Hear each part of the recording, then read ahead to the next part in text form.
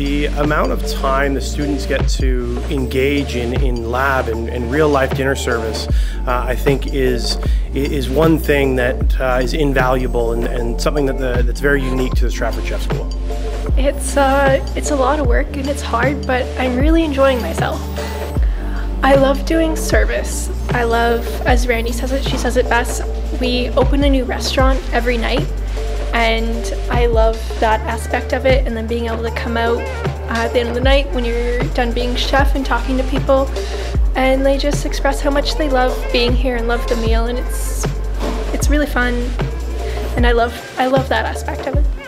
And I am so impressed every day by the students' professionalism and their ability to adapt and roll with the punches and pull off what they pull off. What they do every day and how they carry themselves is not an easy task, and I think that's a testament to the faculty, to the whole school itself and the culture that it's created. I'm very proud to be a part of it, and it's something that I'm thoroughly enjoying doing.